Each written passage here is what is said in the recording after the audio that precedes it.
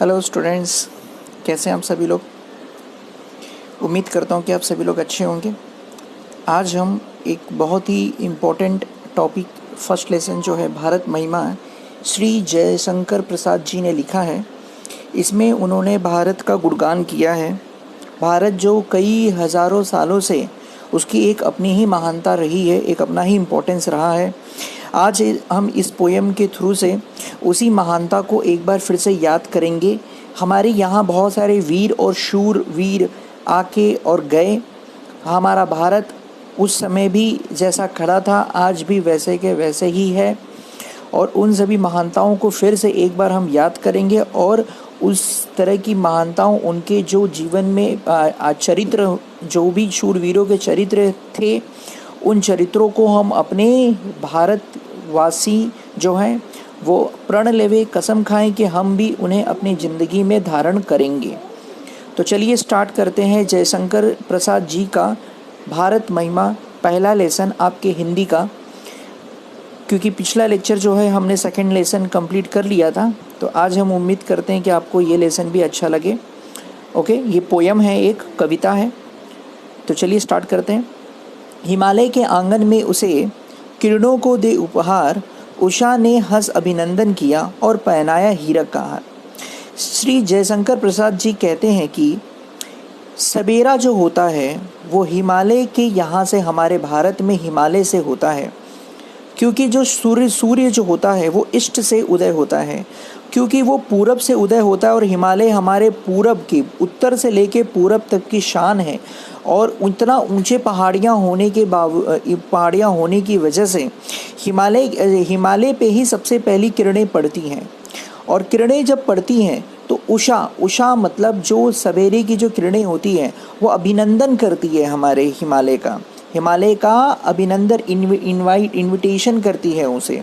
और हीरक का हार, जो सूरज की किरणें होती हैं वो जब एक बर्फ़ पे गिरती, हिमालय बर्फ़ है तो बर्फ़ पे जब गिरती हैं तो एक चमचमाता है हमारा बर्फ़, और वो एक हीरो की हार जैसा लगता है। ये हमारे जयशंकर प्रसाद जी ने कहा इसके बारे में। ओके, अब इसमें कुछ वर्ड्स हैं, वो वर्ड्स ज़रा आप लोग लिख लीजिएगा कॉपी करके। जैसे कि अभी हम लोग देखते हैं कि कौन कौन सी महानताएं जो हैं वो हैं। उपहार मतलब भेंट होता है, एक चीज़ याद रखिएगा, उपहार का मतलब भेंट है, हम किसी को देते। हीरक का हार मतलब हीरो का हार, जो इस दो पंक्तियों में यूज़ किया है। जगह हम लगे लगाने विश्व, लोक में फिर आलोक, व्योमतम पुज हुआ तब नष्ट, अखिल संस्कृति हो अशोक। ओके, जगह हम कहते हैं कि पूरे विश्व में सबसे पहले संस्कृति का जो आगमन हुआ है वो हमारे भारतवर्ष में ही हुआ है। सबसे पहला जो संस्कृति हुई है वो भारतवर्ष में हुई है। हमारे अशोक, सम्राट अशोक, वो इतने ज़्यादा दयालुपन थे कि इसका उन्होंने प्रचार प्रसार किया। तो इसी पंक्तियों में, इन पंक्तियों में यही उनका आशय है। अब इसमें कुछ शब्दार्थ हैं, वो देख लीजिए। आलोक मतलब प्रकाश होता है, ओके, और व्योम का मतलब आकाश होता है। व्योमतम पूजी मतलब ये आकाश जो है वो कह रहे हैं आकाश। तम मतलब अंधेरा होता है। प्रकाश और आकाश का जो अंधेरा है वो भारतवर्ष पे हमेशा से आता आ रहा है, ठीक है। संस्कृति मतलब संसार होता है। अशोक मतलब शोक रहित। हमारा जो संस्कृति रही है वो हमेशा से, हम ऐसे भारतवासी हैं जो हम पूरे विश्व में प्रकाश और अंधकार को दूर करने का काम किया है। प्रकाश के रूप से अंधकार को दूर करने का काम किया है, ताकि कोई भी इंसान शोक में न रह सके। तो हम दया और शांति प्रसार करने का ही काम किया है हमने। इसके बाद हम आगे चलते हैं। विमल वाणी ने वीणा ली। विमल वाणी, विमल जो हैं वो हमारी सरस्वती जी। कहते हैं कि सबसे पहले इस धरती पर सरस्वती ने भारत में ही आगमन किया और अपनी वीणा से, वीणा कोमल कर सप्रीत, सप्त स्वर सप्त सिंधु में उठे।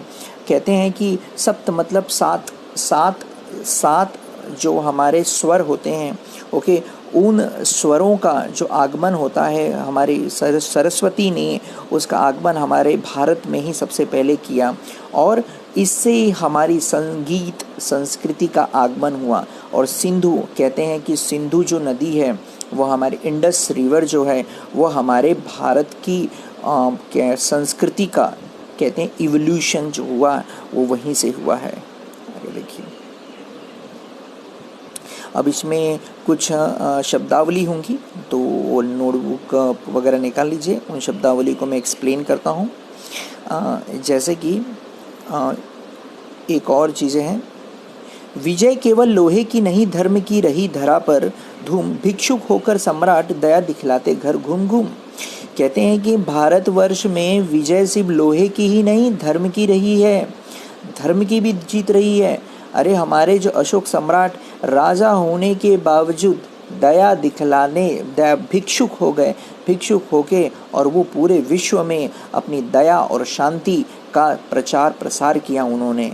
ये हमारे भारत की महानता रही है।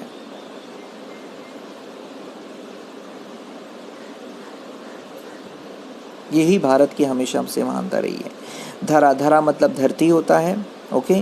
भिक्षुक मतलब जो होता है भिखारी, ओके, सब कुछ त्याग देना। गोरी को दिया दान, चीन को मिली धर्म की सृष्टि, मिला था स्वर्ण भूमि को रत्न, शील की सिंहल को भी सृष्टि। अरे हमारे पृथ्वीराज चौहान जी, हमारे इतने बड़े सम्राट पृथ्वीराज चौहान जी, उनके परम मित्र सुना होगा लेकिन परम शत्रु मोहम्मद गौरी को जिसने दान दिया हो, जिसने हमारे अशोक सम्राट जिन्होंने अपने धर्म का प्रसार करने के लिए चीन और हमारे पूर्व के सभी देशों में उन्होंने प्रचार प्रसार किया, हम सुख शांति और दया का प्रचार प्रसार किया, जो बौद्ध धर्म का प्रचार प्रसार किया, ओके, उनसे। और शील की सिंहल को कहते हैं श्रीलंका में जो सप्तशील है उसकी नींव भी हमारे अशोक सम्राट जी ने ही रखी हैं। तो हम भारत ने हमेशा ही पूरब और पश्चिम इन देशों में हमेशा से शांति और धर्म का प्रचार प्रसार शुरुआत से किया है। अब आगे चलते हैं, ये 3 खंड थे जो मैंने आप लोगों को बताए।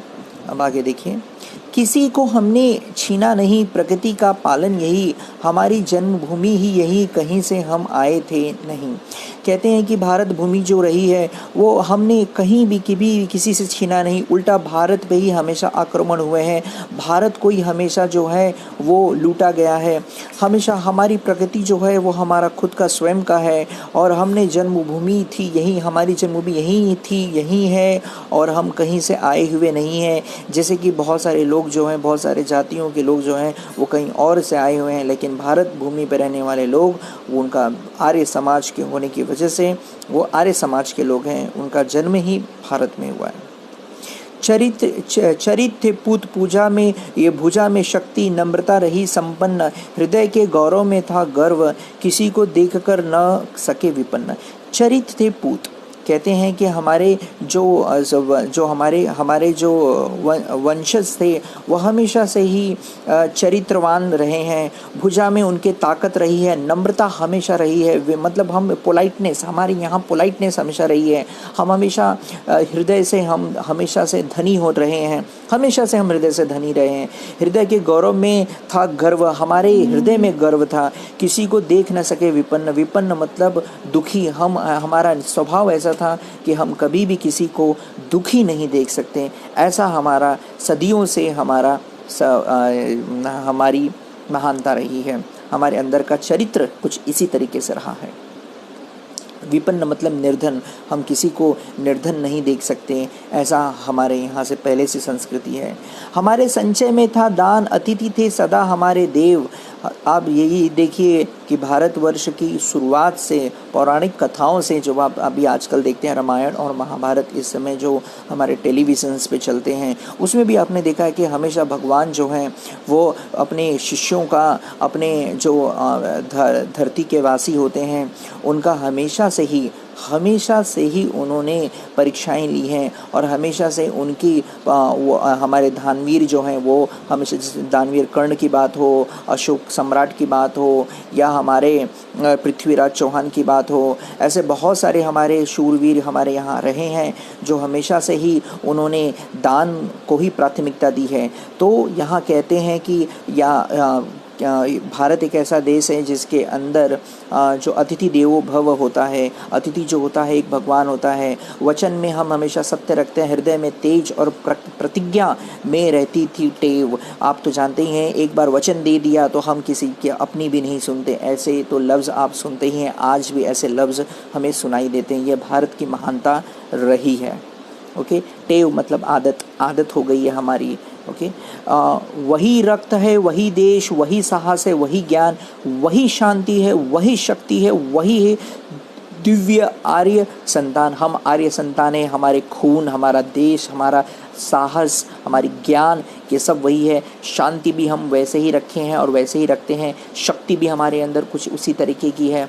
और क्योंकि हम हैं दिव्य आर्य संतान, हम तो हैं ही आर्य, हमारे वंशज आर्य थे और उनके हम संतानी हैं। जिए सदा तो इसलिए यही अभिमान रहे हर्ष। हमेशा से हम जब भी जिए हैं तो हमेशा अभिमान के लिए जिए हैं, अभिमान से जिए हैं। हमेशा हमें गर्व रहा है अपने पे। निछावर कर दे हम सर्वस्व हमारा प्यारा भारतवर्ष। हम हमेशा से हमने यही अपने आप से वचनबद्ध रखा है कि हम कभी भी हमें मौका मिलेगा तो हम सब कुछ अपना निछावर उस पर कर सकते हैं। ओके, ये है हमारा भारतवर्ष। आगे देखिए,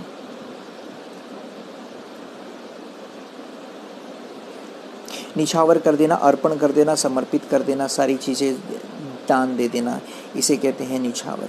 ओके, तो इस तरीके से हमने आप लोगों को ये पोयम जो है बताया। इसमें भारत की महिमा के बारे में बताया गया है। हमने सम्राट अशोक सम्राट, हमने आप लोगों को पृथ्वीराज चौहान जी के बारे में कहा। हमने ये भी बताया कि हमारा जो स्वभाव प्रकृति कैसा रहा है। मतलब समझिए कि एक छोटे से कविता में कवि ने पूरे भारत की इतिहास ही रच दी है, साथ साथ में अपने वर्तमान को भी बता दिया कि भारत कैसे। हम हमेशा से दयालुपन रहे हैं, हम हमेशा दान देते आए, हमारा स्वभाव ही है दान देना। और इस तरीके से मैं ये कविता ख़त्म करता हूँ, मैं ये कविता समाप्त करता हूँ। ये हमारी पहली पोयम थी, भारत महिमा। आई होप सो आप लोगों को ये पोयम समझ में आया होगा। धन्यवाद।